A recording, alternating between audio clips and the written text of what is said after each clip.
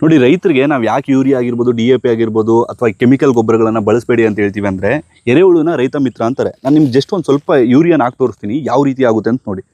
ನೋಡಿ ಅಲ್ಲಿ ನೋಡಿ ಯಾವ ರೀತಿ, ದಯವಿಟ್ಟು ಕ್ಷಮಿಸಿ, ನೀರಿಗೆ ಹಾಕ್ತಾ ಇದ್ದೀವಿ. ಸೊ ಇಷ್ಟು ಇಂಪ್ಯಾಕ್ಟ್ ಅನ್ನೋದು ಇರುತ್ತೆ. ಯೂರಿಯಾ ಆಗಿರ್ಬೋದು, DAP ಆಗಿದ್ರೆ ಮಣ್ಣಿನ ಫಲವತ್ತತೆ ಅನ್ನೋದು ಕಂಪ್ಲೀಟ್ಲಿ ಆ್ಯಡ್ ಆಗ್ತಿರುತ್ತೆ. ಭೂಮಿ ಅನ್ನೋದಕ್ಕಿಂತ ನೀವು ಒಂದು ಕೆಮಿಕಲ್ ಫ್ಯಾಕ್ಟ್ರಿನ ಮಾಡ್ತಿರ್ತೀರಾ. ಅದೇ ಎರೆಹುಳುಗಳಿಗೆ ಆರ್ಗ್ಯಾನಿಕ್ ಗೊಬ್ಬರವನ್ನು ಹಾಕ್ತಿದ್ದೀವಿ. ನೋಡಿ ಏನಾದರೂ ಚೇಂಜಸ್ ಆಯಿತಾ? ನಾರ್ಮಲಾಗೇ ಇದ್ದಾವೆ. ಆವಾಗಲೇ ಏನಾಯ್ತು ಹೇಳಿ, ನೋಡಿ ಓಡಾಡ್ಕೊಂಡಿದ್ದಾವೆ. ಎಷ್ಟು ಆ್ಯಕ್ಟಿವ್ ಆಗುತ್ತೆ ಅಂದರೆ, ಇನ್ನೊಂದು ಇದು ಕೂಡ ಹಾಕಿ ನೋಡ್ತೀನಿ, ಆರ್ಗ್ಯಾನಿಕ್ ಗೊಬ್ಬರನೇ. ಒಂದು ನಿಮಿಷ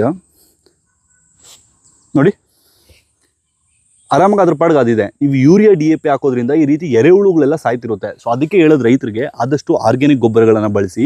ನೀವೇ ಮನೆಯಲ್ಲಿ ತಿಪ್ಪೆ ಗೊಬ್ಬರ ಆಗಿರ್ಬೋದು, ಎರೆಹುಳು ಗೊಬ್ಬರ ಆಗಿರ್ಬೋದು, ಅಥವಾ ಕೋಳಿ ಗೊಬ್ಬರ ಆಗಿರ್ಬೋದು, ನೋಡಿ ಈಗಲೂ ಕೂಡ ಆ್ಯಕ್ಟಿವ್ ಆಗೇ ಇದ್ದಾವೆ.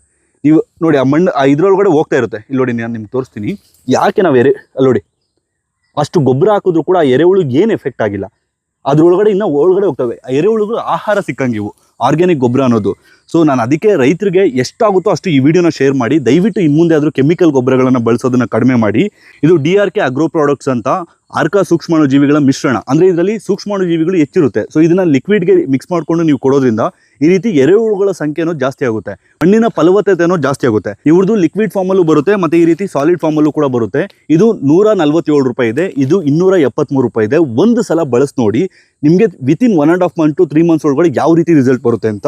ಮತ್ತು ಇದು 147 ರೂಪಾಯಿ ಏನಿದೆಯೋ ಇದನ್ನು ನೀವು ಟೆರೆಸ್ ಗಾರ್ಡನಿಂಗಲ್ಲೂ ಕೂಡ ಬಳಸ್ಬೋದು. ಜಸ್ಟ್ ಒಂದು ಜಗ್ಗು ಅಥವಾ ಅರ್ಧ ಜಗ್ಗು ಅಥವಾ ಸ್ವಲ್ಪ ನೀರನ್ನು ಕೊಡ್ತಾ ಇರೋದ್ರಿಂದ ಗಿಡಗಳ ಇಳುವರಿ ಅನ್ನೋದು ಜಾಸ್ತಿ ಆಗುತ್ತೆ, ರೋಗ ನಿರೋಧಕ ಶಕ್ತಿ ಅನ್ನೋದು ಜಾಸ್ತಿ ಆಗುತ್ತೆ, ನಿಮಗೆ ಒಂದು ಗ್ಲೋ ಬರುತ್ತೆ.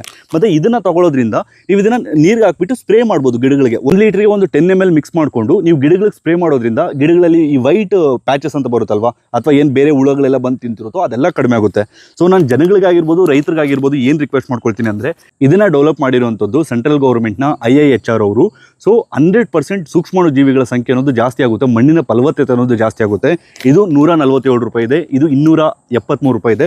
ಒಂದು ಸಲ ತೊಗೊಂಡು ನೋಡಿ ನೀವು. ಟೆರೆಸ್ ಗಾರ್ಡನಿಂಗು ಅಥವಾ ಪಾಟು ಏನಕ್ಕಾದರೂ ಆಗಲಿ, ಹೊಲಕ್ಕೆ ಅಡಿಕೆಗಾಗಿರ್ಬೋದು, ತೆಂಗಾಗಿರ್ಬೋದು, ತರಕಾರಿ ಬೆಳೆಗಳಿಗಾಗಿರ್ಬೋದು, ಅಥವಾ ಮಾವುಗಾಗಿರ್ಬೋದು, ಜಸ್ಟ್ ನೀವೊಂದು ಇದನ್ನು 100 ಲೀಟ್ರ್ ನೀರಿಗೆ ಮಿಕ್ಸ್ ಮಾಡಿಕೊಂಡು ಒಂದು 2-3 ಲೀಟ್ರ್ ನೀರಿಗೆ ಕೊಡಿ.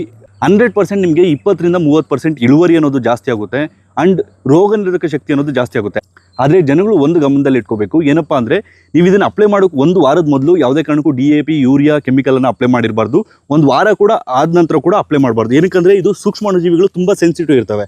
ಸೊ ಯಾವಾಗ ನೀವು ಇದನ್ನು ಯೂರಿಯಾ, DAP ಅಥವಾ ಇದಕ್ಕೆ ಮಿಕ್ಸ್ ಆಗುತ್ತೋ ಇದು ಸಾಯುವಂಥ ಚಾನ್ಸಸ್ ಜಾಸ್ತಿ ಇರುತ್ತೆ. ಸೊ ಜನಗಳು ಎಷ್ಟಾಗುತ್ತೋ ಅಷ್ಟು ಈ ವಿಡಿಯೋನ ಎಲ್ಲ ರೈತರಿಗೂ ಶೇರ್ ಮಾಡಿ, ರೈತರಿಗೂ ತುಂಬ ಉಪಯೋಗ ಆಗಲಿ. ಆದಷ್ಟು ಇನ್ಮುಂದೆ